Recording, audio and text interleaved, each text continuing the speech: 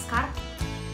This video is about I went through 10 rehabs and still keep relapsing. What to do? I'm Anna Bobikova, counselor and facilitator for AB Lifetime. Welcome to my AB Lifetime channel. And I would really appreciate if you subscribe my channel at this moment, so it creates the opportunity for me to grow my channel and it creates the opportunity for you to receive some more knowledge. This video could be helpful as well for people who are stuck in these circles of getting to rehabs, after rehabs, relapsing. Rehab, after rehab, relapse. And for people who are surrounding these people, close ones, and also professionals who work in the field. 10 rehabs or 15 rehabs, no results, keep relapsing, what to do? For better understanding, I created the case. So let me introduce you Monica and Jess.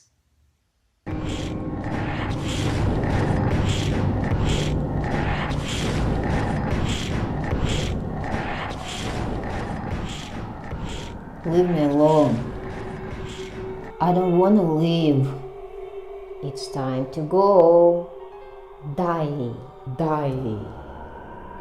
You are so young and so pretty. And you have such a wonderful future. Leave. Die. Leave. Die.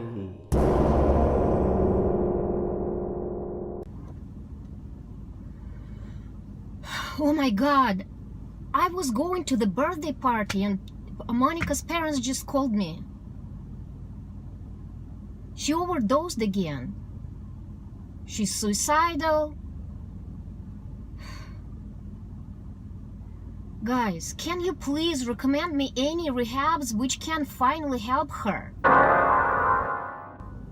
I'm the one who is making her anxious. Your brother died from overdose, and it was your fault because you were not there for him. And Monica is going to die too. You could have done much more for her. It's your fault. Supervision. This is the key. So you saw the case. First moment which is important for me to say, it is I use their psychodrama technique with these voices, right? So you can see first how I'm working with this. And also it's more understandable because we all have these voices. And when we show up these voices, then it is much easier for patient to understand what's going on in her psyche. Actually, I would like to analyze the situation, what's going on with Monica and with her process of rehabilitation. And second thing is really who needs help here. I see in this case two people who need help. First is Monica and second is Jess. So Monica, yes, it looks like she needs urgent help like detox or hospital to go over the overdose. And then it is very important. Remember from the beginning, we started from this circle of motions, the same pattern when she keep going to rehabs and she keep getting relapsed. So here is the most important to understand what's going on after these rehabs. So does she get clean or not in rehabs? Is she successful there or not? She went through different ones, short terms, long terms. Was she clean in long terms and short terms rehabs? If she was clean there, then something is happening when she returns. And where she returns. Does she return to the same circumstances, to the same family, to the same house, to the same friends, to the same everything? This need to be addressed. This need to be discussed with her and with whoever Jess is working. I hope she has supervisor. So what's going on there at home that she keep relapsing? And does she return to the same place or not? Does she live with her family or not?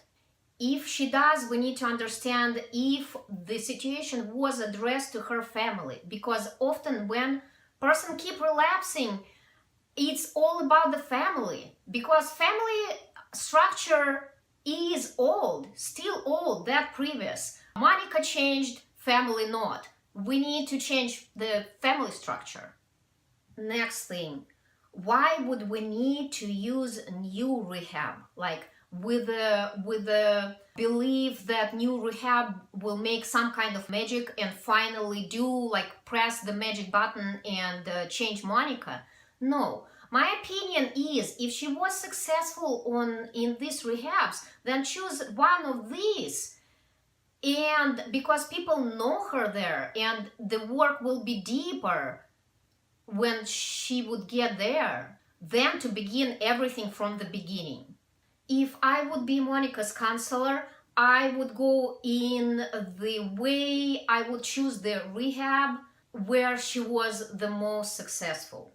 Of course, this all need to be discussed with her. The next person who need help and need to address the issues is Jess. And I see here that she is in need of therapy or personal counseling and supervision.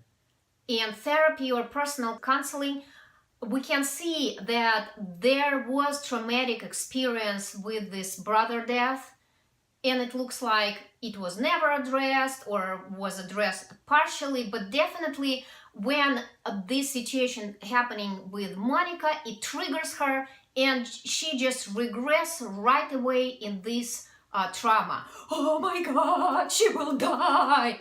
Like this. That's what we don't want to create. That's why she needs to address this with her counselor or therapist, whoever she works with in her mental health issues. And next thing, what she needs to discuss the situation with supervisor and understand and process everything what's going on with Monica and get from Monica the whole information if something is missing there, and discuss and create the clear. There are some blanks, right? It needs to be clear what's going on with her when she returns after all her 10 rehabs.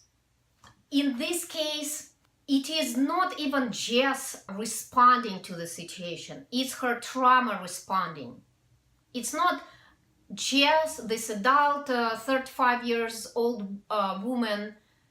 This is that little kid or much younger woman which was trapped in that trauma.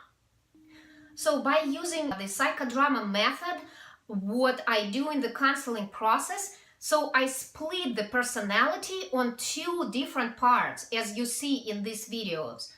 There is the one voice which is healthy part and another voice which represents unhealthy part.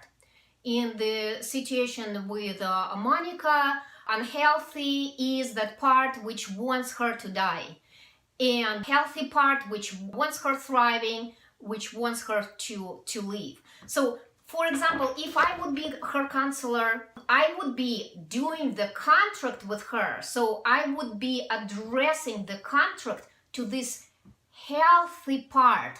It is verbal contract, right, when we are doing. So what you would like to work with, and I need to be sure that I'm doing the contract with her healthy part, which wants to live. And the same thing with Jess. So there are 2 voices, and that voice which sitting behind her and holding her throat, this is unhealthy, traumatized part, which need to be taken care of and which need to be brought to the counselor, therapist, or whatever mental health she's working, mental health professional she works with. And on the right side is healthy part, which is telling her supervision, and second advice would be therapy. This girl, until you just would not address these things, she would be triggered with something what reminds her about this traumatic experience. She would regress there again, and again she would get in these spirals, all with this guilt that she can't help, that she is absolutely cannot bring any help to her patients, and you know all this stuff. So conclusion is, for Monica, first thing, Yes, urgent help, hospital or detox, then maybe rehab. If rehab, then old one where she was successful.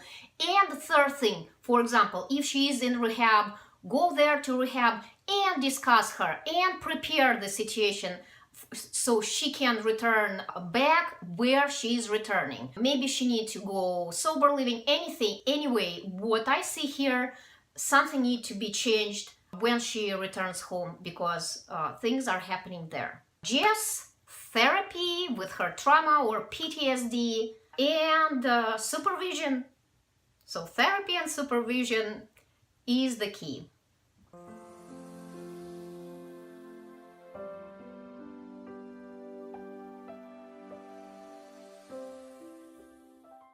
I forgot to say. So if your patient is not patient, but what a patient brings into your professional life, and if because of that you start to experience these intensive feelings, it is definitely something what you need to address. You don't want to create this codependent relationship, and you don't want to burn yourself out just because not taking care of yourself in time.